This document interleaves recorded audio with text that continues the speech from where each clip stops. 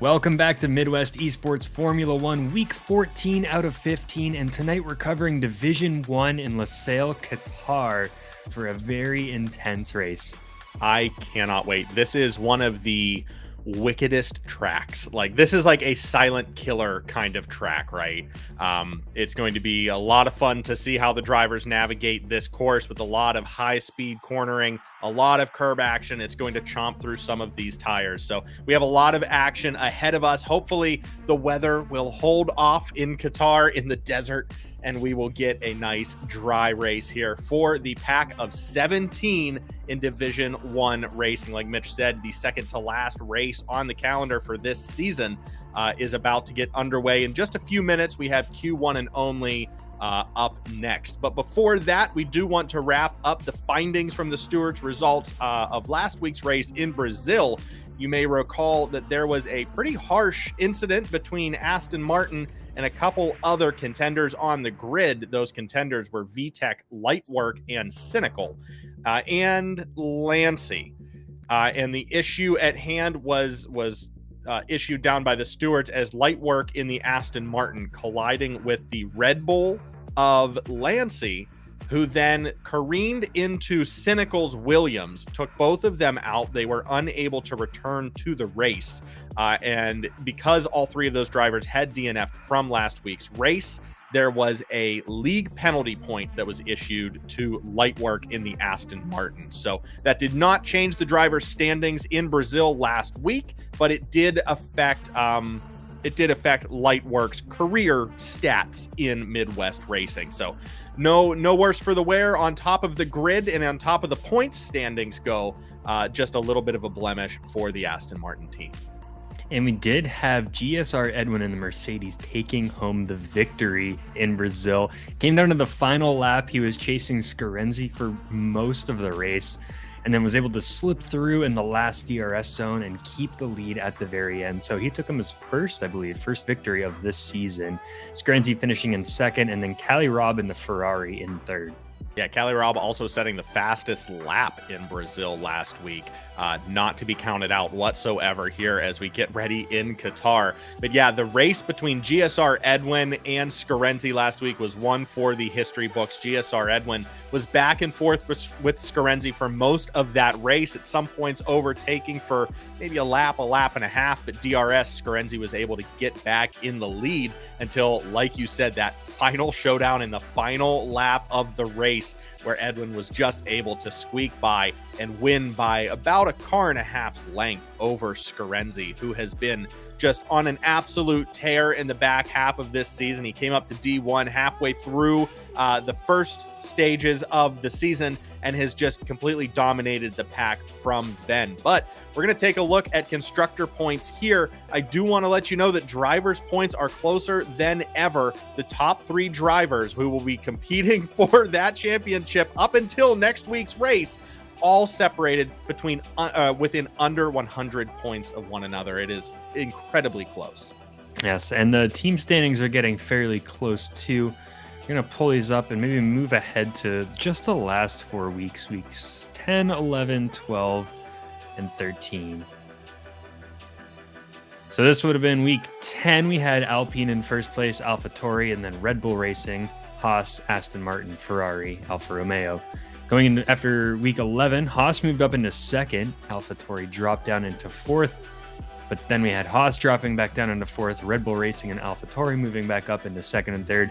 And after last week, 3 major shifts. Haas jumped AlphaTauri, Ferrari jumped Aston Martin, and I believe Mercedes jumped over Williams was that final one.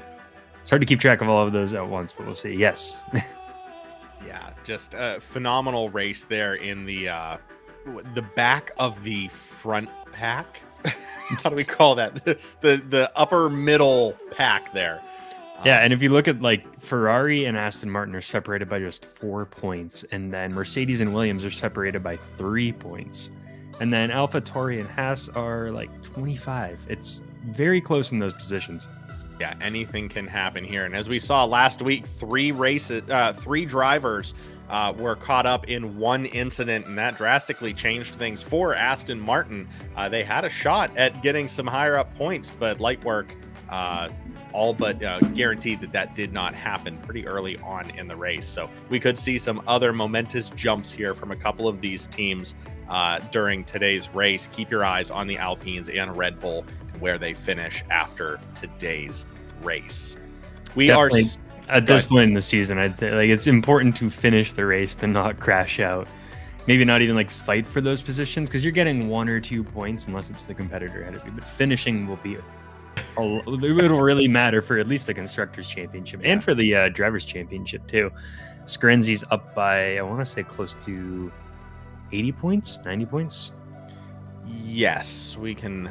I will take a check on that. Yes, Scarenzi, after Brazil, after round 13, is sitting with a 12:20 on top of the Drivers' Championship, followed by Aero Racing Design with a 1,147, and then Lancy in third with a 1,007 points on the season. So, yeah, those drivers, they're very close for the top 3 there. Yeah, so I think what I was trying to think of is Scarenzi's 73 points up on the championship. The biggest gap from 1st to 20th in points for the league is around 55 points. So if you finish at the bottom in both races and Aero Racing finished at the top, Aero Racing can take home the Drivers' Championship. If Scarenzi finishes in like the top 5 today, he might have enough points to not be able to lose. Yeah, we'll have to wait and see and do some quick math on the fly here as qualifying 1 in only is underway. We have 16 and a half, just under 16 and a half minutes on the clock. Again, we are only racing 1 qualifying session today. So after this 16-minute real-time session, we will be under green to race here in Qatar. Mitch, just a reminder to turn off your camera so it doesn't overheat if you haven't already. A little paused on the back screen there as we are on board with Scavney in the Ferrari, in the second Ferrari in this pack, currently on his outlap, getting ready to set one of the first times here tonight. And this will give you a good look at this track. You were mentioning to me earlier that this one eats tires. It's very flat compared to most tracks, and you're still turning, so you're going to put a lot of wear on the outside tires in these corners. And there's none that are super sharp or hairpin turns, so a lot of these are mid-speed, high-speed corners. Yes, and yeah, you might think that a tighter, a harsher track, like tighter corners, might result in harder tire wear, but slowing down does not require as much traction, right? You know, the car kind of is able to maneuver in a tighter corner. Whenever you're qualifying is always difficult to get those words out in the first couple of minutes here. But as you see these drivers, these are a lot of sweeping high-speed corners. It is just chewing through rubber. I took a look on Reddit just to hear what some drivers were saying on different sim rigs, different games, whatever else. F123 is notorious for chewing through tires here on this track. So we will have to wait and see who goes with what. Some of the drivers on Reddit were saying it only took 7 laps before their soft tires were showing serious degradation and that they were losing pace. That will not be enough to really do too much. So we'll have to see if anyone takes the leap and starts out here on softs to try and get a lead before anybody else. We're at least going to have a lap to beat here from Scavney as he crosses the finish line at a 1:22.894. First driver over, but we have several right behind him that should also be setting a fast time. Yes, one of those is currently sitting in third with no times recorded. GSR Edwin, last week's winner, now getting ready to set his fastest lap. Aero Racing goes fastest with a 1:21.4. We also have Gunner coming across the finish line. He's going to be at a 1:22.457, so he jumps up into third. GSR Edwin's out on the lap right now. Let's find someone close to the finish line like Got Palmer in the Williams. And I love the look of that livery. You can't. I was going, I saw the car and was going to say something about how nice it looked and thought, no, every time we see the Williams in qualifying, I always say how nice this car looks. So thank you for filling the dead air with exactly what I wanted to say. Got Palmer takes that Williams fastest across with a 1:22.12. Let's go, Williams. He was cooking there, and that car also popped into my head because it showed up again on the F1 auction site, one of those show cars for $100,000 that you could purchase if you want that. But right now, we were watching the winner of last week in Brazil, GSR Edwin, in the Mercedes, looking to go back-to-back here. He's looking quick. He absolutely does a 120.786. That is the first 120 we have seen today. We are still just 4 minutes into Q1 and only, but GSR Edwin setting a commanding pace here for the rest of the pack. We have yet to see from drivers Cake Thomas, Lightwork, Houdini, and the rest of them, along with Scarenzi is now currently setting his first time of the session. We'll see what the current driver's leader will be able to pull out. Before we get too deep into qualifying, do want to shout out today's stewards for Division 1 racing here. Thank you very much to Pork Chops, the commissioner, along with Knuckles and Hammer 383RS as the head D1 steward here in Midwest Racing. Those folks take on the heavy work after the race concludes, after the checker flag is waved. So thank you very much for keeping all of this above board and competitive. They did an excellent job dealing out everything last week. We just saw Clay the Monkey in the Haas going into fourth with a 121.427. And we also had a comment from Cynical that the steward findings may have been slightly mixed up with endurance because they were all listed in the same place. So Lancey was not involved, but Coleslaw was. That was the only change from the race. I knew that sounded wrong. Yeah, okay. All right. Thank you very much, Cynical. That is correct. It was Coleslaw's Red Bull and not Lancey. Also, just brushing by this, I apologize. I didn't get to it before qualifying began. But currently in fourth, Clay the Monkey in that Haas is a replacement driver today, filling in for Posh Josh as we see Callie Robb spinning out in Sector 2. Little tricky. That might have just been a slight error. I don't think anything drastic. I don't think we're going to see a dangerous corner there for the rest of the pack. It just happens to the best of us. Well, what's the tightest turn? I think that is the tightest turn on the track. So he may have just rotated a little too much, tapped the brakes, locked up, spun out. It happens. You got to learn some parts on that track. Wickedest. I see a comment from Bob, Wickedest. Can't recall if either of us said wickedest. Probably did. It was probably me. I like making up words. Sounds like something you would say. Yeah, absolutely. I'm going to stick with it. That is, the McLaren has the wickedest livery out on the track right now as we chime in to see what Houdini's up to in Sector 1. Looking very, very clean and tidy. We did have, I believe Helgs was the last driver to cross the line last week before 4 DNF drivers. But that is not to say that he should be counted out for today's race. Helgs was sitting 5th at one spot in Brazil last week. I believe looks like Helglin also did DNF in the race. What am I talking about? What am I reading? I'm getting someone's feeding me false information over here. I think you're just dreaming things. I thought up a different race result than what actually happened. We just had VTEC and the Alfa Romeo retire from the session, so we missed it. Looks like there is a caution in the final corner, so may have gone off track or been involved with another car, but it seems like everyone else is out there okay. Now I'm afraid to say anything else because I'm checking it, and yeah, Helgs absolutely did DNF last week. And I know that it's not just you trying to make stuff up because you'll send me a lot of the information and like what you're thinking and the storylines before we do this, and then it just kind of comes out of nowhere. We're hearing from the paddock chat. Aero Racing currently sitting second in the Drivers' Championship. Fact check that one. It's correct. You'll see. There is something going on with ERS deployment that may just be, the part of the track.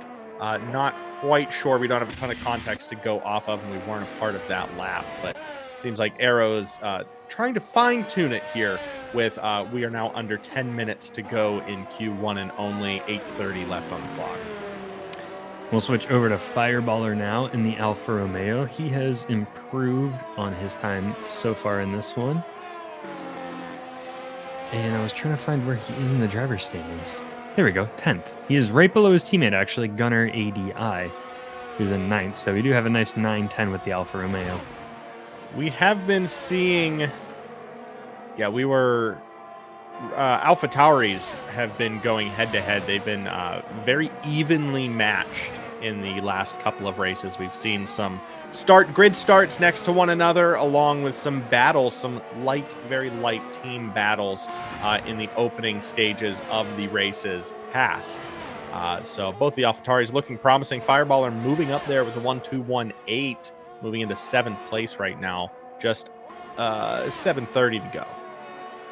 Here's another name I know you would love to say. Here is Lancey, who was not involved in the collision last week, but he was in an endurance race. So multiple races going on with these drivers switching between different cars, different styles, different everything. Lancey's currently sitting in 7th, and we'll see if he can jump up just a little bit more. He's only 1/10 of a second behind Aero Racing Design. And he's going to cross over the finish line with a slightly slower time than before. Yeah, still sitting on top, GSR Edwin with that 120.7. No one has even come close yet. Lancey, I still think we're pronouncing that wrong. Someone said that it was funny how we pronounced it and then never bothered to correct us. So apologies that we have gone the entire back half of this season mispronouncing Lancey's name intentionally, but it is what it is. Now on board with race day back in 11th. Yes. I was just looking at his car and saw the American flag and reminded me that we should be getting Andretti Racing, a second American team in Formula One. Within the next 2 or 3 years, I think they have to make a final decision. But that would mean 22 cars on the grid potentially, which would make these league races exciting. Race day also improving by 0.6 of a second, so he moves up into 3rd, just over his teammate, Clay the Monkey. Yes, but Scarenzi was able to bump him down into 4th, so the Hospital currently sit 4th and 5th. Scarenzi setting a 1-2-1-3 there on the night. He is far from done. We've seen Scarenzi do this before. He takes some cautious outlaps, some cautious sightings in the opening stages of Q1 and only, and then hits it real hard right at the very end. And more times than not, we're going to see him in one of those top 2 spots. So we'll see if GSR Edwin and Gott Palmer can push. If Gott Palmer is able to get back out on the track, currently in pits, probably fixing something to do with his car, or maybe just getting a drink, taking a little bathroom break. We'll see. Never know. Maybe we just got to catch up on media. Scarenzi jumping up into 2nd, the 121.1. So he is 3 and 3.3 tenths. So what, 33 100ths behind GSR when I made that up. I would have believed it. I would have believed it if you stuck with it. We'll see if he's going for one more hot lap though. He is the only driver out on the track other than Scavney. And it looks like Houdini and the McLaren's on his outlap. Let's check Scavney real quick. Most drivers likely refueling and putting on new tires to set their final laps as we are we're below 5 minutes to go in Q1 and only. On board now with Scavney back in 19th place. His next door neighbor, Callie Robb, both of those Ferraris bookended by the McLarens. Does not mean that he can't push. Scavney going very wide out there in sector 1. That might not be the lap set that he was looking for. Yeah, I think he may have been staring down the barrel of a deletion on that one. He had a couple spots where he went off track. Scarenzi is going to pull into the pits. I was wondering if he would try to go for another fastest with no one on the track, but he will pull in, see what happens. So we can go over to Helgelin, who is looking to improve on his time too. And so far, just slightly, but he can move up at least 2 or 3 positions right now. Yeah, these McLarens are deceptively quick. I feel like they've just caught in a snap of bad luck in the last few races. There have been a few DNFs, a couple of spinouts. But, when they're on pace, they are absolutely on pace with the rest of them.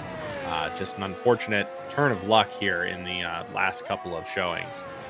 I also feel like they have pretty good race pace, or at least performance in the race, where they kind of qualify in that 10 to 20th range, but throughout the race, they slowly sneak their way up into the middle of the pack and sometimes higher. Yeah. Like I said, I believe it was Helgs who was up in the top 10 and, in 5th or 6th at one point before DNFing in Brazil last week. So definitely something there. Do not count these drivers out, but let's just take a minute and appreciate that gorgeous livery. It's no Williams, but can't get enough of that papaya. Well, we were just talking with a friend today about coloring a pumpkin for a competition, at least a coloring sheet.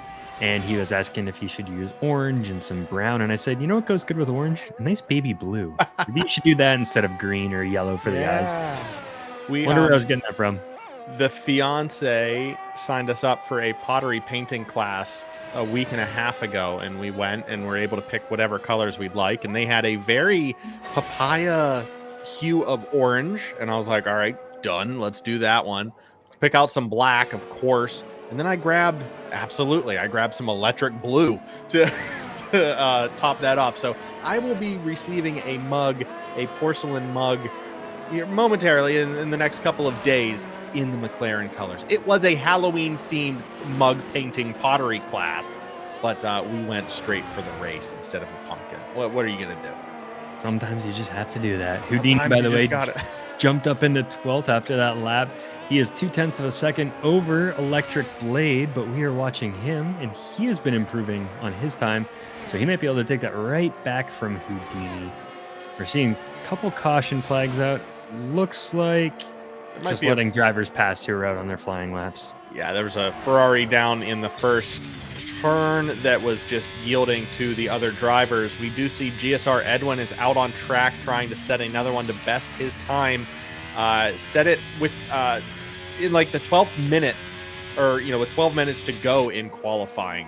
11 minutes ago he set the fastest lap and has been able to hold it for the entirety of this session. With just over a minute to go, GSR Edwin might be sitting pole here with Scarenzi.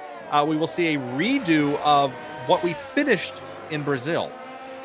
And they both England might get one more lap in. That's very possible. Just looking at the timing right now, it looks like Edwin just set a personal or a best out of everyone on Sector 2. He is cruising, entering Sector 3 with only a minute on the clock. He is driving like a banshee right now. We may very well see a sub 120 time here as he enters the final straight. Will he have the speed to do it? There it goes. He is able to set a fastest lap. It will not go below 120, but a 120.468 will continue to push the rest of the pack further and further away from him here in the final seconds of Q1 and only. Looks like he'll get one more lap, and Scarenzi is going to, I think, be just late on the countdown, but he might be able to do another lap after this. It depends where that cutoff is. Caution flags keep popping up as people let people pass. Looks like 3 minutes remaining, but we'll see if he gets the checkered flag. He improves to a 120, but not over GSR Edwin, and that will be it for Scarenzi. Just beating out Clay the Monkey, who briefly took second in Q1 and only there with a 120.8. But yeah, right after, seconds after Clay crossed the line, Scarenzi went across with a 128 as well. Got Palmer, though, is back in the mix, taking second from Scarenzi, finishing with a 120.6. Just a bit. That is the first lap to beat GSR Edwin's initial time of a 120.7. So Got Palmer and GSR Edwin, the only two able to match the bar and set the pace for today's race, with Scarenzi and Clay Monkey, the replacement driver in the Haas, right behind them. Now, Race Day in the other Haas is going to be very close to beating his teammate out as he was going quicker and quicker, but no, not enough. 4th and 5th for the Haas. Not bad, though. Clay Monkey's over his time. He's just cruising into the pit, so he will be slower out there. GSR Edwin should be wrapping up his lap, but he is also taking it slow. We had a couple more retirees. Cake Thomas going as slow as he can in the other Mercedes, really testing that boy out. They laid some new sod in that corner. So, yep, there we go. Checking out the gravel density, making sure that it's up to his standards. You have to do this. Some of the drivers have different pre-race traditions than others.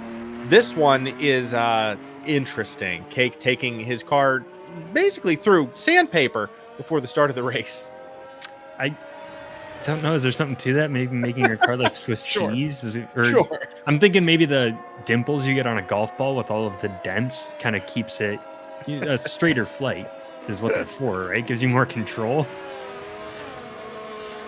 All of the drivers are now chiming in, giving their props to GSR Edwin. Scarenzi, the current drivers champion leader, saying, "Great lap, Edwin. That one must have been powered by a shot." So there is something special in that Mercedes here today. The other drivers acknowledging what GSR Edwin was able to do, again, with just 4 minutes on the track here in Qatar. GSR Edwin taking pole and holding on to it for the remainder of qualifying. We are going to start Mercedes, Williams, Aston Martin, followed by 2 of the Haas's back to back, knocking on the door of that podium. GSR Edwin saying, "Not today," and powered by a shot. So just going on pure pace. This will be an interesting start with 3 different teams, and then Haas being able to potentially lock out the rest of the drivers. All the other teams are spread out a little bit, but here are the final results. Once again, GSR Edwin in first, got Palmer in second, and Scarenzi in third. GSR Edwin with the fastest time in qualifying with a 1:24.68.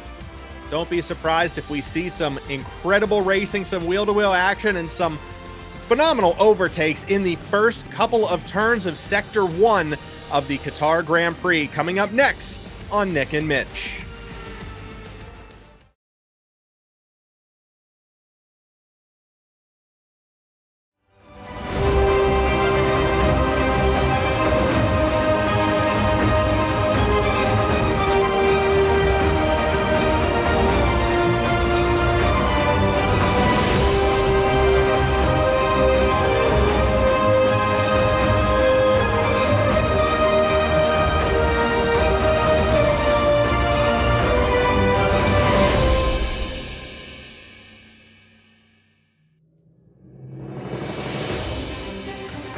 Last week, we were treated to a raucous ride through Brazil with some thrilling wheel-to-wheel action and multiple race-ending collisions.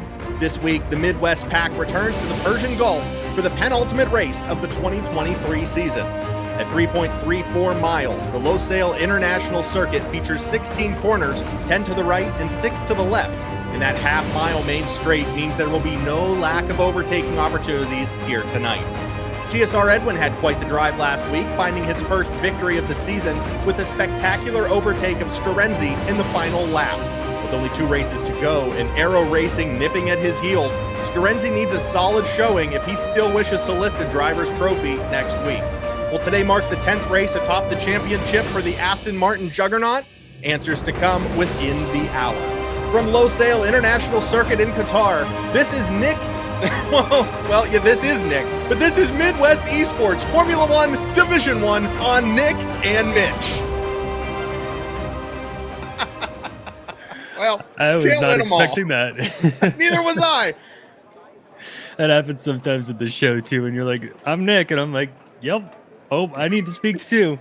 He sure is. Well, It's good that I know my name. It's good that we know where we are. It's good that we know who to watch out for. We have 3 different drivers atop the grid here starting in Qatar. Formation lap is up next. We will await to see the driver grid in just a moment. And the track overview was exciting. This one will be different than the last several races we've covered.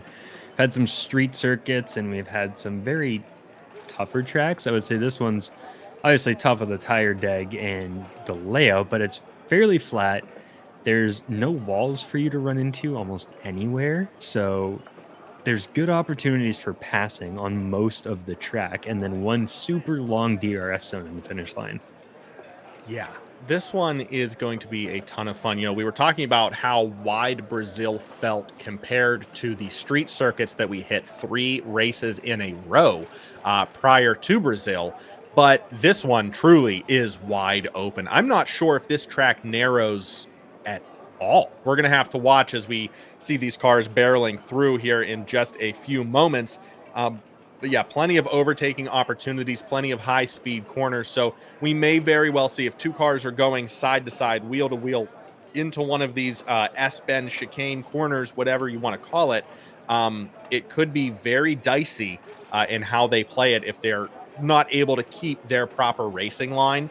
We may see some wheel rub. We may see some spin outs here. But yeah, like you said, we're not, hopefully, won't see any wall collisions and immediate DNFs with body damage. We might just see a couple of spins, a couple of folks playing in the sand in the gravel pits, much like Cake. This one will be similar to Brazil last week too, where it's kind of is that wider track. If there is an accident, you usually just go off track and it doesn't delay the race too much. So I would expect less safety cars, knock on wood. And it's also not raining, which is a good thing too. We're in the desert, so that should make that a bit easier.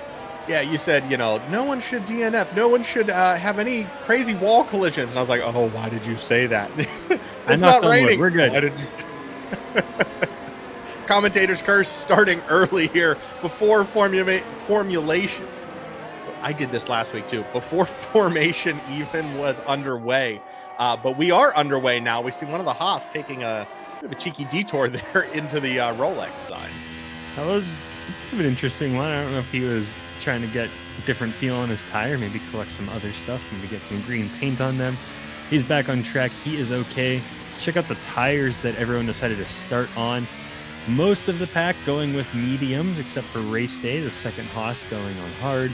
And then staying with Calirob, Electric Blade, VTEC, and Helgeland. I may be wrong here, but I am fairly certain that race day also started Brazil on the hards. This is a strategy that he is familiar with, and I believe we've seen him do this before. No real surprise there. We will more than likely see 3 pit stops here today. With a soft definitely in the mix later on in the race. But again, like we were talking about in qualifying, some Reddit drivers saying that F123 chomping through the soft tires within 7 laps, they were starting to see some time degradation. Yeah, degradation affecting their times. Be interesting how long the hards hold out and the mediums hold out. We will be able to see with all the people in mediums when they pit. That way, race day will be able to see how long the medium tires are lasting, and if you can get away with 1 stop, 2 stops, it might help out his strategy. But it is a good one if everyone pits in front of you. He can try to use another lap or 2 to set a distance and then give himself a buffer when he has to come into the pits. Yes. So we will start this race, and then it is just under a half, probably a quarter mile drag until turn 1, which is a rather sharp right-hand turn. But again, this track really does not narrow much, so we will be seeing a lot of side-by-side, wheel-to-wheel racing here as lights go out. We are almost ready to go in Qatar. The lights are on, and the cars are off. We are underway in the second to last week of racing in the 2023 Midwest eSports Formula One Division 1 Series on Nick and Mitch. It's GSR Edwin and Gott Palmer into turn 1. Edwin able to hold it in front of Palmer. Scarenzi catching up to Palmer, but is not able to close the gap in this first sector. As they exit turn 2, they're going to hit this straight before turn 3, and we may see some slipstream action between the first 2. Gott Palmer just under 0.2 of a second, but he cannot catch Edwin to save his life. Gott Palmer was trying to get on the inside at the very first corner, but Edwin on the outer line, able to hold up and keep that speed, get himself in front. We have a caution flag out. Looks like Cake Thomas is back and moving, and it looks like his wing is on the car, so everything should be fine. We are back under a green flag. No other cars look like they may have been involved in that unless there was just a slight touch. Okay, so maybe the whole gravel thing wasn't the proper move. But there was quite a move there. Helgs was able to pass Scavney to move up into 18th place. Trying to catch up now to the AlphaTauri of Gunnar. He's just under half a second behind. Looks like Aero Racing Design going for a move on race day, going wheel to wheel. almost pushing almost pushing Aero Racing off the track there. GSR Edwin setting fastest as we continue to go back and forth between Aero Racing and Race Day. We're seeing Cynical passing Light Work back in the pack a wee bit as well. There's a bunch of movement on this track as the cars have yet to separate. This is exactly what you want to be seeing in the first couple of laps of this race. Clean competitive driving. The only separation we have right now is GSR Edwin, 1.3 seconds ahead of Gott Palmer. Still a lap to go before DRS. We have a caution flag out. Looks like Cake Thomas once again has potentially spun out. We also got the race strategies. Looks like you could go for a 2-stop or possibly a 3-stop if you want to have some fresher mediums. Yeah, it will all come down to how hard these drivers are racing one another. You know, if you're just trying to preserve what you have and you're not really being pressured to play offense or defense, just kind of maintain, you can stretch these. You could stretch this race to a 2-stop session. But with how tight the pack is right now, all of these drivers are doing everything they can to keep their position, move up, and avoid moving back to the pack by all means. And the last thing they're thinking of right now in lap 2, soon to be 3, is how their tires are wearing. Yes. Clay Monkey in the Haas is closing on Scarenzi. We do not have DRS yet, but he is pushing up on the bumper. I think he's going to ease off for one more lap unless he finds a good corner. That DRS will surely help him out, just swing around Scarenzi in the super long straight. But Aero Racing and Race Day both right behind him with only 0.2 and 0.4 seconds separating them. So we have a nice little cluster forming up behind Scarenzi in third. I am trying to find which division Monkey is coming from, and I cannot find him. If anyone in chat knows where Clay Monkey is hailing from, please let me know. This is an unknown name. I have not seen him in D2, have not heard his name in D3, so I'm not sure where Clay Monkey is coming from, where his allegiance lies. He may be a last minute, like just a sub. Yeah, we do those too. I'm here for it. I'm here for it all day long. We do want to give a shout out, yes, to Pork Chops, the league commissioner, for his newest family member. Congratulations, Pork. Hope everything is going well over there. No, it was a scramble today. But we're very happy to have you in charge of this wonderful league. You have put on quite the show here in Midwest eSports. Does look like Clay the Monkey might be a Division 1 full-time reserve driver. So if no one's able to step up, Clay is from parts unknown. Good to know. Recent D2 transfer. Beautiful. I love that. Most of he my also, characters, by the way, just got past Scarenzi.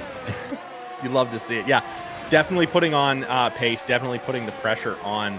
Clay is a wonderful substitution here for Haas. I'm sure Race Day and Posh Josh, from wherever he is right now in parts unknown, visiting parts unknown, has to be very happy with how Clay Monkey has just shot out of the cannon here in the early stages of the Qatar GP.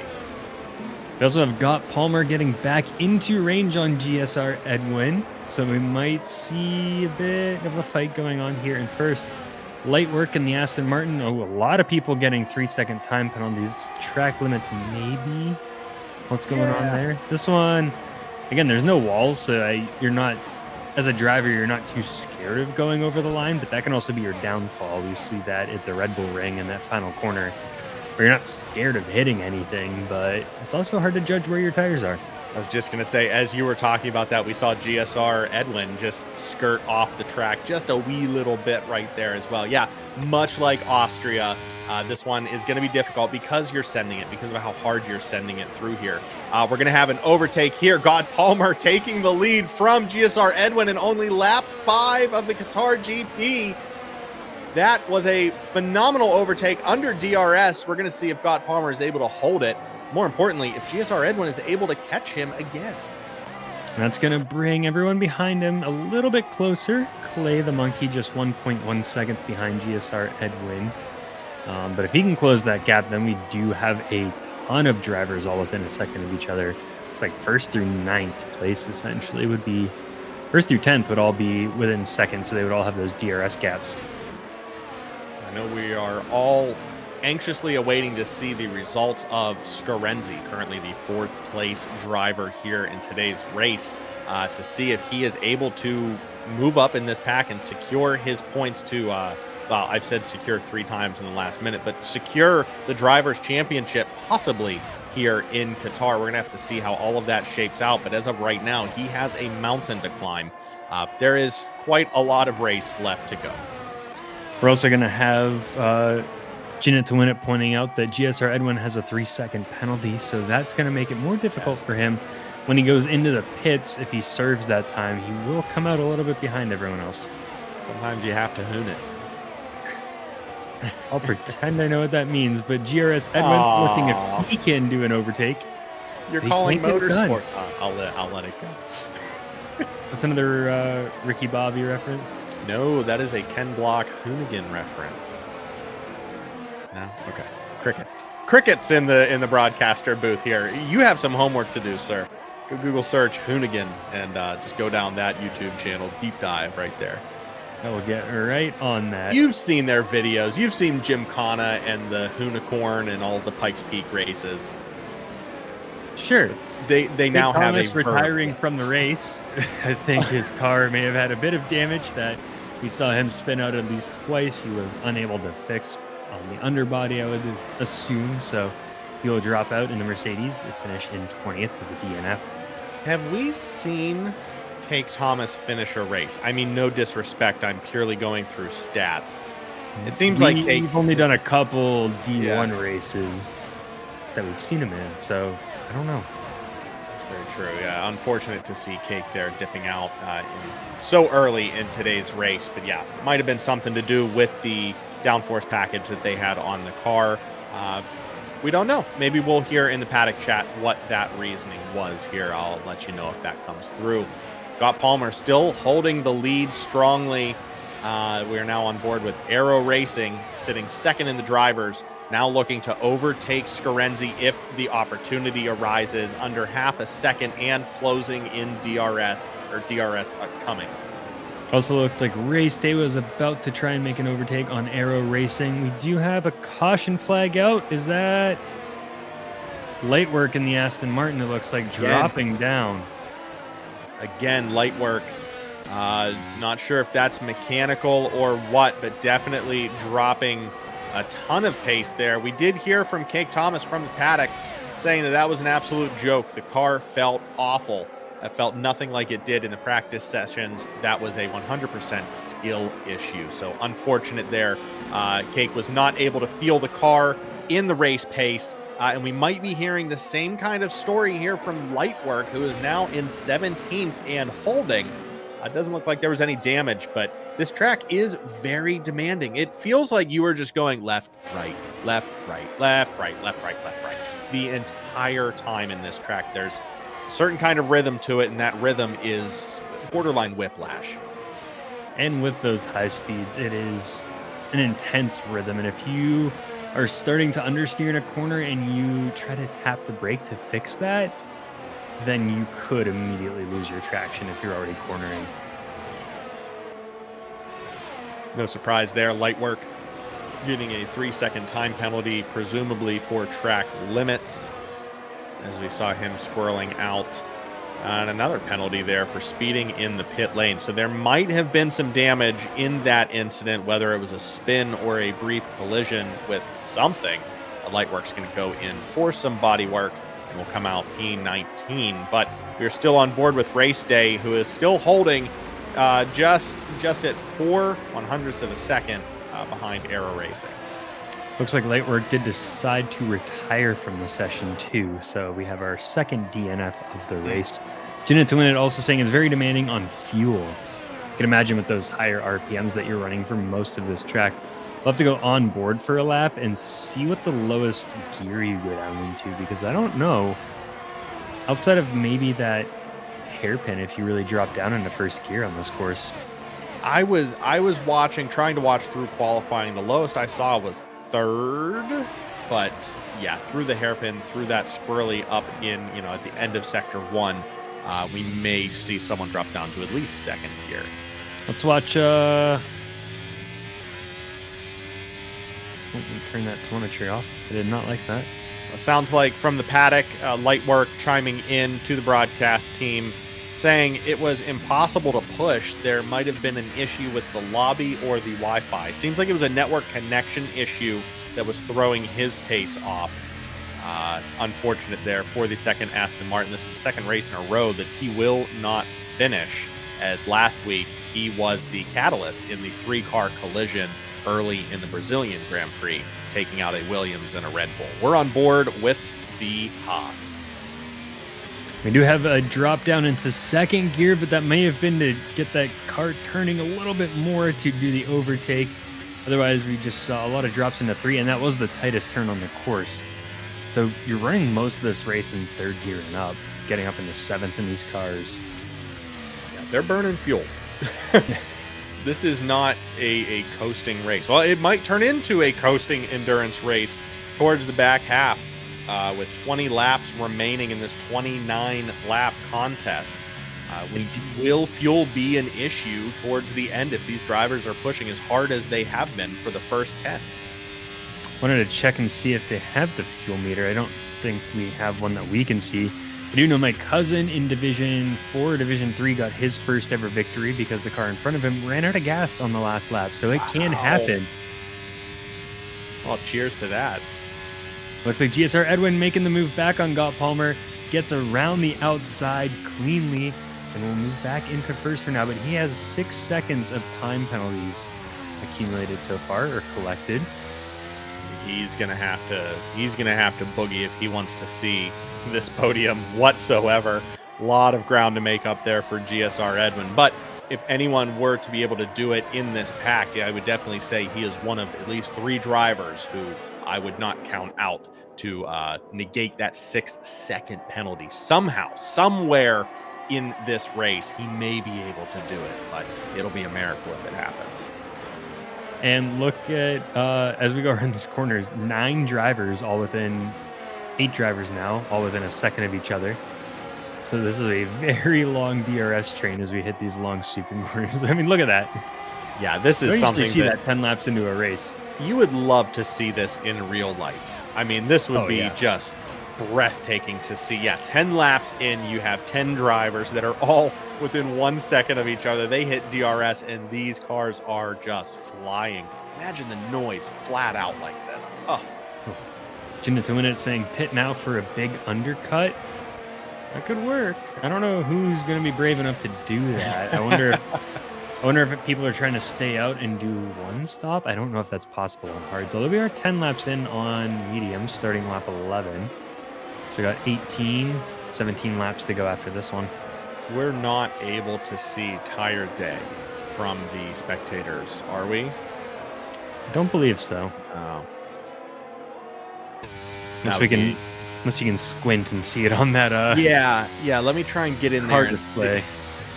Let me get my micrometer out so I can measure the thickness of these tires.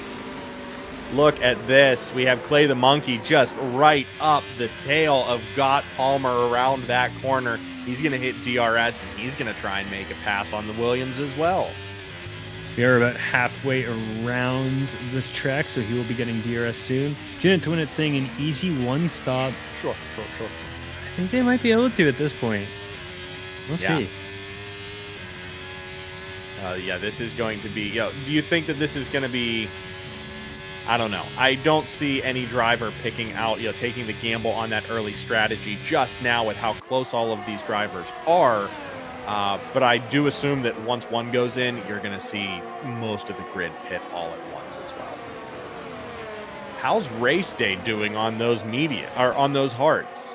I mean, he's doing all right. Let's see the position change. Only dropping 1. His teammate moving up 1. So Screnzi and Aero Racing moving into the middle of those 2. A lot of moves by 1s and 2s. Fireballer dropping 4. Scabby moving up 5. VTech moving up 4. Everyone else, just some minor changes. We've seen not a ton, I'd say, of flip-flops and overtaking. Oh, Electric Blade moving up for his 3rd position gain of the day, as well as Nikki in 13th in that Alpine over VTech, taking their 3rd spot of today's race. Nicky racing under yet another name tonight, making it difficult for us. Pfizer Chops. Do not let him confuse you. That is Nicky 6'4". Surely confusing us, but we do know it is the second AlphaTauri. And by process of elimination, it is not Aero Racing Design because he is up in 5th. So that is how we find it out. Thank you to, I believe it was Cynical earlier who shouted that out. Cynical or Bacon, one of the two said, "Hey, Pfizer is actually Nicky." So I didn't pull that out. I was told. But yeah, the strategy for the hard tires may very well pay off. We've seen these mediums hold pace. So then there we go.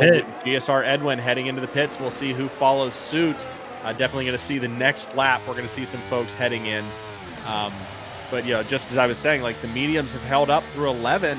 So if race day is able to keep out there on the hards, does he switch to the mediums for the second half, or do you switch to softs and try and push those hards as far as humanly possible to get sub 10 laps in before you head into the pits? Throw those softs on and shoot yourself out of a cannon. I don't know. That would be tough without getting a safety car in this. I would just imagine you're going for the one stop because everyone's so close together. You're not going to weave your way back up through that. We haven't seen a lot of position changes. Helgelin just dropping out of the race. Looks like he pulled into the pits. Might have some damage to the car that was unrepairable. Yeah, we did see that there were Helgs did have some track limits penalties, so there may have been some damage with the gravel, affecting the car there. So unfortunate to see another McLaren out of this race. Helgs making an unfortunate habit of this at this point, following his DNF, not his last place finish, his DNF last week in Brazil. Thank you very much to everyone who is tuning in on the YouTube channel tonight. If you are not a subscriber and you would like to subscribe, you can click the button and you'll hear the radio call and a little celebration for the team here if you decide to subscribe to the channel. Now we're seeing some pits from the race leaders. Scott Palmer and Scarenzi heading in, trying their luck to throw something else on, see what sticks.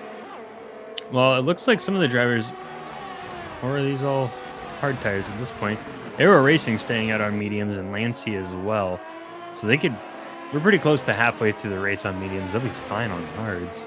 Oh, absolutely. They are not daring to stick these out any longer, are they? They're not thinking softs. No, God, I would hope not. Maybe Lancy, I don't know. I don't trust them. Shifty, that Lancy. Unless someone takes a huge lead and you have such a buffer that you're going to go, I'll take fastest, and you throw in the softs there for the final few. But no, like you said, unless there's a safety car late in this race, which as of now is looking unlikely, I think this is going to be a hard to the very end. Yeah, I think we've had just all three cars drop out from pure undrivable conditions or just slight damage to the car going off track. Nothing major happening in this one. They're just dropping out from attrition. This is a long race. Gina to win it with more fun facts that you need over 2 laps extra fuel from what you would typically think. And Nicky 64's name is originating from him being the 64th Nicholas in his family lineage. Wow. I can't disprove it. What a I've never heard from Nicky, so I'll choose to believe that for now. What a terrible name, Nick. Who would name anyone Nick? Jeez. What number Nick are you? 64. I'm not 64, I'll tell you that. I think I'm one and only. Correct me if I'm wrong, Coach. I think I'm the only Nick in the lineage. This is where Coach, aka your dad, steps in and is like, I think there's 30 something. Actually, yeah. No, I think I'm the pole sitter there. We'll have back to see. King Nick. Fact check that one. Well, we said it at the beginning of this race, but there it is. The proof's in the pudding. Race day now sitting first for the time being in lap 15. We are just over the halfway mark of the Qatar GP. And race day sitting in 14 laps on those hard tires, followed by Lancy, also 14 laps, but he's on the mediums, somehow keeping pace with those hards of race day. Well, both Red Bulls, Lancy and Sharia Coleslaw, are 14 laps in on these hard tires. Other than Scavney in the Ferrari and then Nicky in the Alpine, They're the only other ones that have stayed out this long. I don't know. I'm wondering what the Red Bulls are going with at this point. I'm not sure. I think they're just doing the Red Bull thing. He is right behind Lancey, and he didn't pit again. If he overtakes, I might do a shoey at the end of at the end of today's race. 15 laps on mediums, overtaking a hard in DRS. No, he's unable to do it through the main straight. I mean, at what point does the medium become slower than the hard due to tire deg? Exactly. I need to see his onboard and see what percentage he's riding these tires at. Exactly. Like, he has to just be ripping through them. We see Scarenzi setting the fastest, following Gott Palmer setting a fastest with a 1:24. Scarenzi setting pace, currently sitting 10th place. But if we look at the former race leader, the first to pit, GSR Edwin sitting in 7th. Scarenzi still 4 spots behind him, now 5 spots behind him, trying to climb that mountain. But we will see a dramatic shift as these top 5 drivers will have to pit at some point. That's a legal, an FIA legality there, not just a strategy call. We have caution in Sector 2. And it looks like it might be 2 cars tied up. VTEC and Gott Palmer running into some junk back there mid-pack. Looks like VTEC might have just, I'm not going to speculate on what happened, but it was definitely VTEC, the catalyst, who was moving down through the grid. We finally have a Red Bull in the pits. All right, what's he going on to, though? He's going on to softs. No, inters. He's not me. Screw you guys. I've made some. He's going on to softs. He seriously is. What is this strategy from the Red Bull? Lancey moving on to staying out. With more than 10 laps to go, Lancey is absolutely sending it with all he's got. Let's see how long this lasts for the Red Bull. God, I hope he crosses the finish line. GSR Edwin now sitting in 4th place, moving up after that quick pit stop from the top of the pack. And is he going to get out in front of both Williams? I think he's going to. Does not have the pace. He sure. He does. He sure does. He's got us chuckling with that strategy. That's Lancey, gutsy. You mad lad. Here we go. We're going to be on board here for just a little bit of this opening lap on the first softs that have made it in the first pit stop. Sorry, light work. The second softs that we have seen in today's race. Now, he's got a bit of a gap to climb from that point forward. But everyone else behind him on fresh tires, on hards or mediums. So, I mean, Lancey has the tire advantage. Should be able to hold on to 9th place, maybe even more. His teammate, Sharia Coleslaw, 16 laps in on these poor medium tires. Just screaming, begging for the sweet release what of death at this point. Just please end it. We're so done. He's going again. We can't do it anymore. I mean, at a certain point, you can go on softs now. Nope. He doesn't know any other way. Well, here we go. Race days in the pits, finally forcing to switch to mediums and dropping down through the pack. Looks like he might re-enter as 8th, 9th, probably 10th or 11th once he gets back on track. No, we're here. 9th place for race day. That was a valiant push on those on those hard tires through well more than half the race. It was. Sharia's still out there on 17 laps. So is Nikki and Scavney down in 17th, although he's in the pits right now. I'm going to go away from them for a second because maybe they'll decide to pit when we're not watching.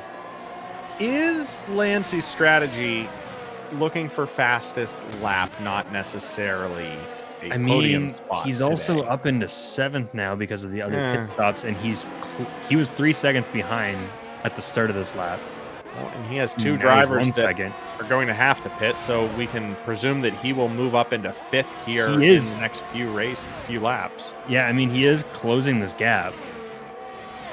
And everyone else in front of him will be on hards.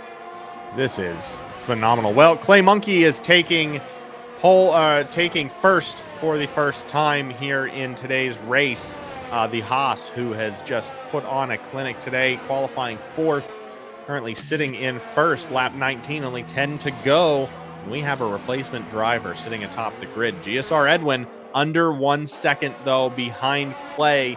We're going to see if GSR can reclaim his spot atop this throne with, like I said, just 10 laps to go here in today's race. And we do have Scarenzi going past GSR Edwin fairly uncontested, I would say. Yeah, interesting.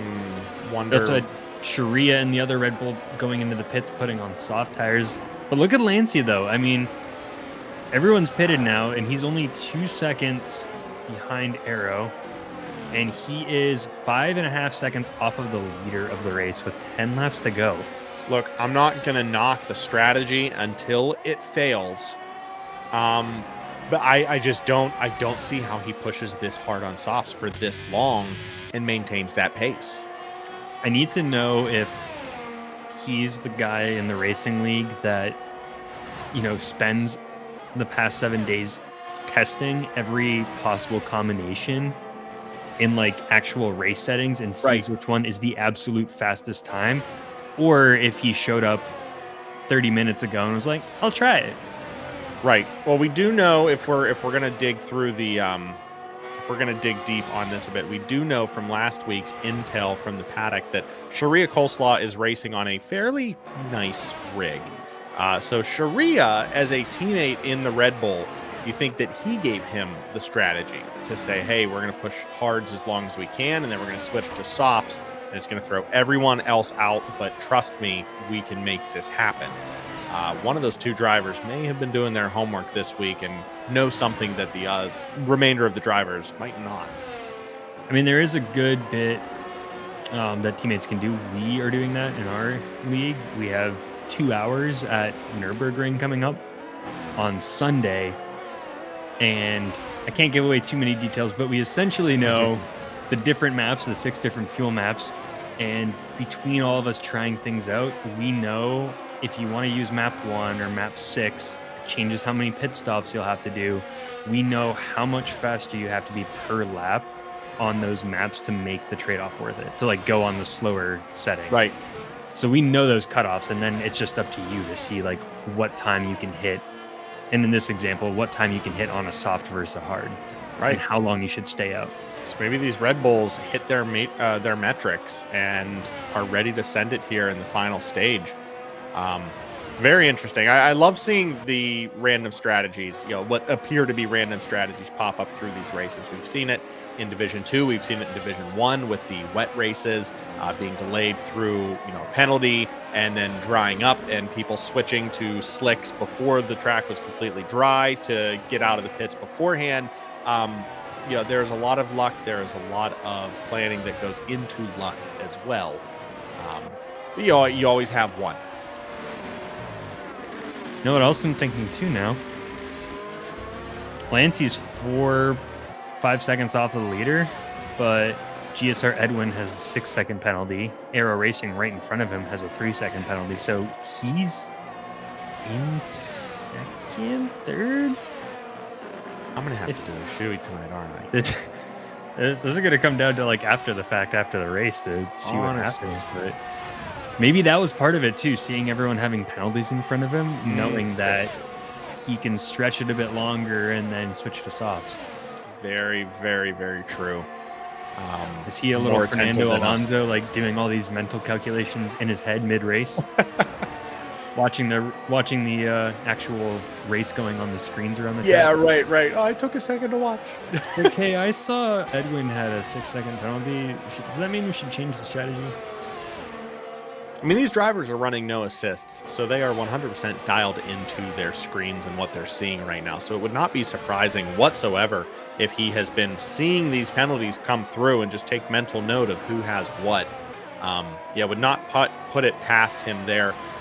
We'll love to see if he says anything in the paddock chat following today's race. We saw a bit of debris there as Scarenzi and Aero Racing go through Sector 1, but it doesn't look like any damage on the cars.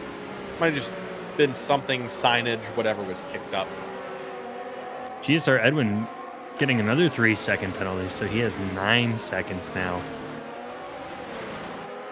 I'll put him down into Can't do math. 8th or 9th, I would say. It is hard. It's very hard. 7 laps to go. I can do that math in my head.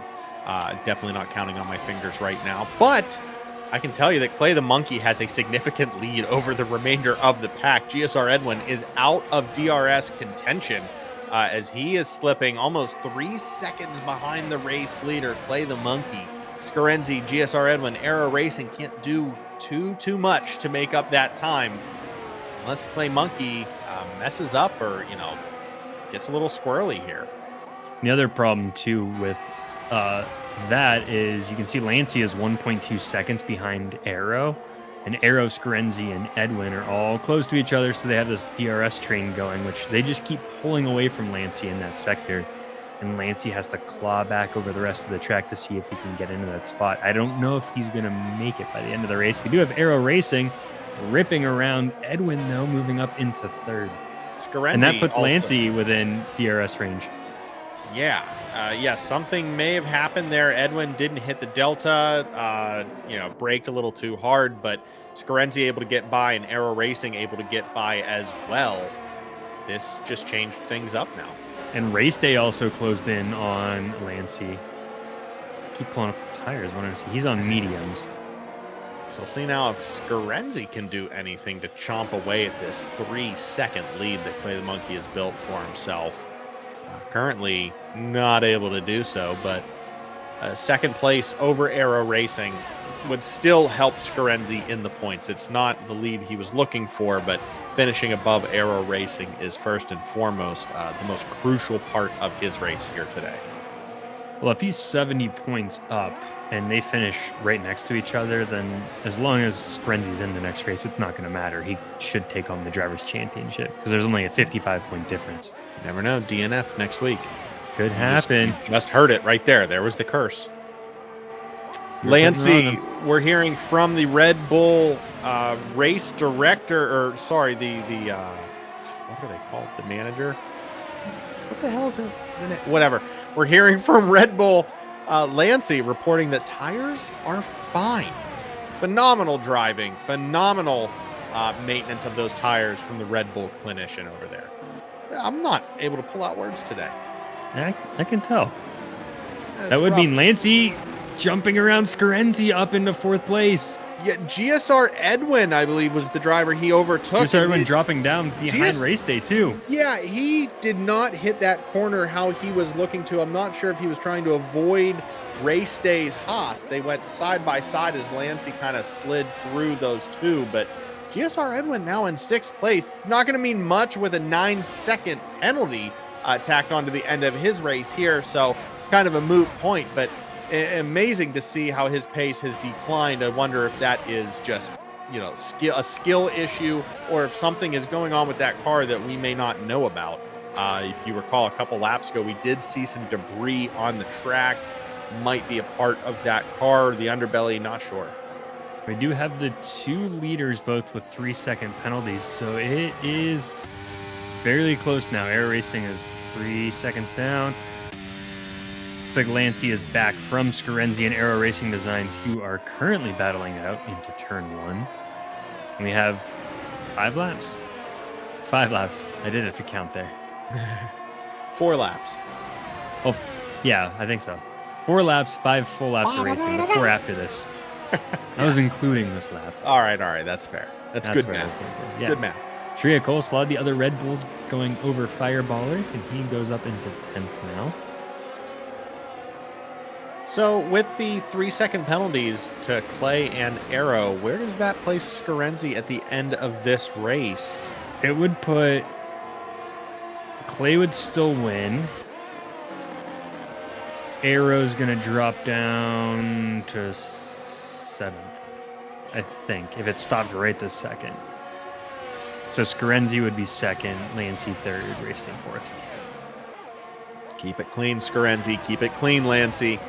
My God, if we see Lancey on this podium today. Oh. I cannot believe this. I genuinely cannot believe that his strategy was hard. Look at how close this is going to be in the final straight, because Lancey is 0.2 of a second behind Scarenzi, who is 0.3 of a second behind Aero Racing. Scarenzi going around. Can Lancey also get the slipstream? I think he might. Oh, Scarenzi and Lancey They both pass. Is he going to try and battle Scarenzi into this corner? Will the Red Bull be able to pull this off? The only one of 2 drivers on soft tires currently in the grid, chasing Scarenzi for what could be pole and second place here in today's race. 3 laps to go, and he is just nipping at the heels of Scarenzi as Aero Racing falls yet again. Race Day moving up into 4th now. Now, I don't know. It would be hard to do this here, but their only chance, because Clay the Monkey has a 3-second penalty, if Scarenzi and Lancey could try and just trade DRS over the next 3 laps in the final, just to try and close that gap to 3 seconds, then they might be able to take first place away from Clay the Monkey. But I don't know if they're going to be that friendly to each other in the final straight. And with only 1 DRS activation through this course, it's going to be very difficult to swap through there. You're going to need a track that has 2, maybe 3 DRS zones to play that kind of leapfrog game. We're seeing Callie Robb, we're seeing GSR Edwin with another 3-second penalty for track cutting. But these 2 drivers right here are able to paint within the lines as we approach just two laps to go from Qatar. Lancey has DRS trying to catch up to Scarenzi. We've seen how close he can get in these first couple of turns in Sector 1. Will he be able to do it once again on the soft tires? The increased grip. Race Day right behind Lancey as well, closing that gap too. No, we're going to maintain as we head into the later half of Sector 1. But we still have 2 laps to go. We saw GSR Edwin passing Scarenzi last week in the final lap of contest. You may very well see maybe 1, if not 2 overtakes here in the final 2 laps from Qatar. Keep your eyes on Lancey and Race Day for the finale here. Yeah, and with Aero Racing right behind, it gets tricky. It looked like in the straight, Scarenzi went off to the right and just said, go ahead through if you have that DRS. GSR Edwin, though, has left the session. Ooh, interesting. Car's still racing, so maybe a quick disconnect. But Scarenzi looked like he pulled off to the side, maybe to let him through, and Race Day Lancey saw he couldn't. Oh, and Lancey spoiled it. Spoiled it. Lancey picking up a 3-second penalty. Gutting right there, unable to keep it between the lines. Well, we're still going to see some phenomenal racing from the Red Bull. That is not in short supply whatsoever. Clean drivers, Scarenzi and Race Day, and got Palmer now down in 6th. Lancey able to overtake Scarenzi with only 2 laps to go now. And Scarenzi is going to try and claw his way back, trying to take the inside over the Red Bull. They're wheel to wheel. Will he be able to get it through this one? He will. Push. Yes, sir. There goes Scarenzi back into 2nd place, swapping with Lancey once again on the out of that lap, that corner. Race Day is just kind of weaving back and forth, seeing where he can get an opportunity to pass by both of these battling brothers. As they go, 4 corners in a row now, side to side? Look at this. Oh, this is phenomenal racing. You love to see it. Scarenzi able to break away from the onslaught of Lancey's Red Bull. Momentarily, though, we may be seeing some more action here as we head back into DRS in the final lap of racing. Race Day kind of has the right strategy there. Get DRS, stay behind these 2, and wait and see what happens. Especially as we're going into the final straight here. Oh, a little bit of a snap, or maybe just a little glitch on our end from Aero Racing.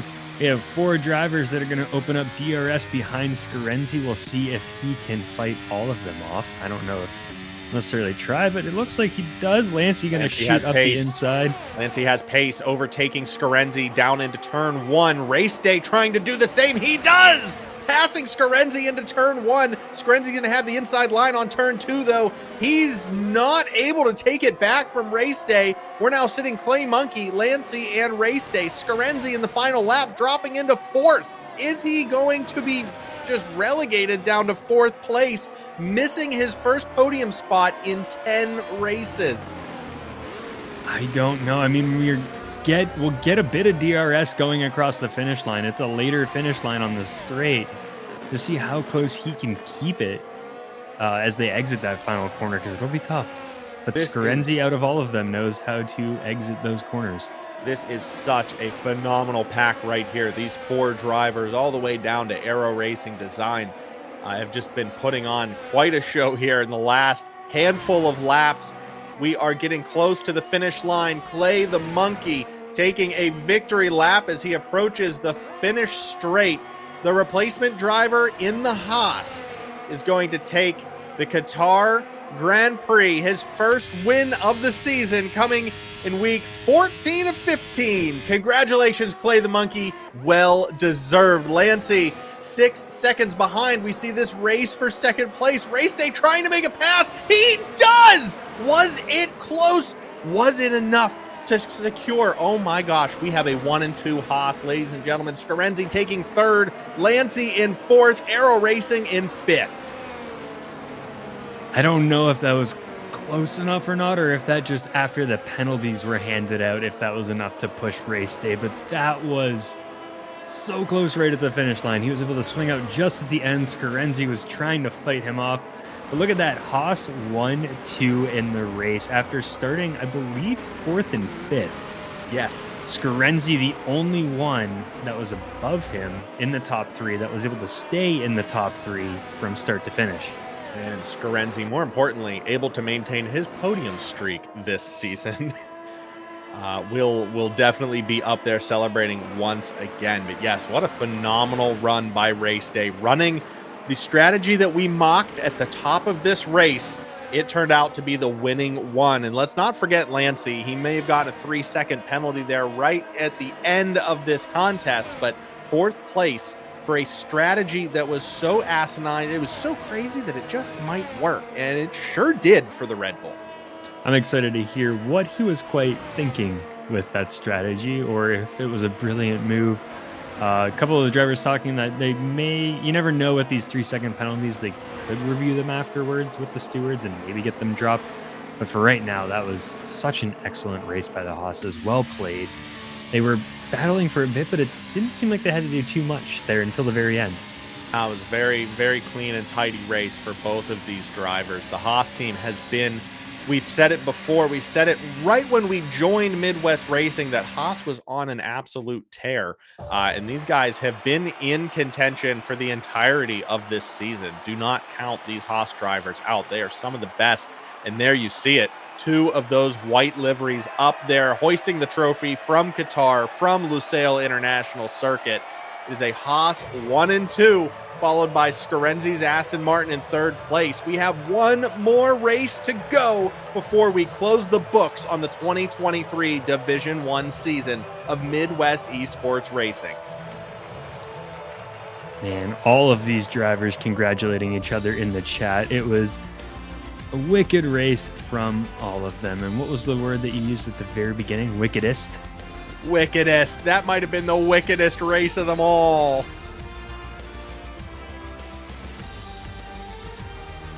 I was moving my mic and I wanted to put it on mute. I'm sending GGs to all of the drivers as well. That was just phenomenal. They're saying, hope we all gave you a show. Well, you gave us quite a show today. This is some of the best driving that we have seen all season long from a couple of these drivers, as we saw three DNFs in today's race, and 2 of them at least were just due to a skill issue with the drivers. This track demanding a whole lot more than what it looks. And yeah, both of those Haas's able to pull it out. Just what a phenomenal showing from all of the drivers, from the top of the pack to the very bottom. That was such an exciting race from start to finish. Yeah, there was just wheel to wheel in a lot of those corners, especially some of the guys up at the very top at the end who weren't willing to give up all of those positions, or give up those positions in the final DRS sections. And we do tentatively have Scarenzi taking home the Drivers' Championship. We'll see how those points are affected and what happens next week, because it will be the final race of the season. Yes, and that final race is going to take us to Bahrain. Where else to close out the season but the beautiful track just up the road from Lusail International Circuit. We will be back in the desert, same place, same time next week to see if, to crown Scarenzi driver champion and see who officially takes the constructors as well. As always, the final roster, the final standings that you saw today are not the official scores. So we will be back with any Stewart findings that may be reported through the week break, but we will definitely cover that in the pre-race rundown ahead of the Bahrain Grand Prix next Thursday, 9:30 p.m. Eastern. You can also join us. Let's do you ready to do the outro reel? Yeah. Let's do the outro reel. Thanks for watching again on Nick and Mitch. Thank you to the Commissioner of Pork Chops and everyone else at MidWest eSports for allowing us the honor of calling the Division 1 Grand Prix. You can join us on our channel every Wednesday at 9 a.m. We release a vlog surrounding Ubisoft's Riders Republic game, which just came out with their new skateboard DLC, new maps, new skins, new sports in the game. It is completely different. It's breathed a fresh breath of air into it. So if you've had it downloaded and haven't played it, give that an update and go give that game a play, and join us every Wednesday as we talk about all of these updates and what that means for the greater community. If you like the X Games, if you like extreme sports, you're going to love everything else we do on this channel. Yeah, and if you're in there, you'll see our logos in the new area of the deck. We have the Nick and Mitch, the N&M Circle, the TFG, a couple of our things are in there, and we might even be on the big screen. We found out our faces in one of the videos, so check that out. Yes, and thank you very much to all of our YouTube members, the folks who support this channel and allow us to come up with the live stream graphics, and all of the production that you see here behind the scenes would not be possible without them. So thank you to our executive producers, Bone Crusher 2D, Coach 34, Your Mom, our co-producers, Captain Snowbeard and Killa Vapor, along with our fans and Fans Plus. Thank you very much for supporting the channel. Man, you crushed that. Have those names memorized now. You too can become a member by hitting join down below, and you'll get some cool perks like emojis, badges, early access to our show, some other cool stuff. If not, though, just subscribe too. That helps us out, and you'll get the notification played on the screen with your name and the nice soundtrack. I don't know. Yeah, sound effect. Know it. It's the sound. It's the sound of our lives. Honestly, it's my text tone. So every time my phone goes off, I hear that, and I love it. Thank you very much again for joining us for Division 1 action here live from Qatar, from the Lusail International Circuit. This has been MidWest eSports Week 14 of Division 1 Formula 1 racing on Nick and Mitch. We'll see you in here, same place, same time next week for the grand finale of the 2023 season. I'm Nick. And I'm Mitch. And we'll see you then. Good night.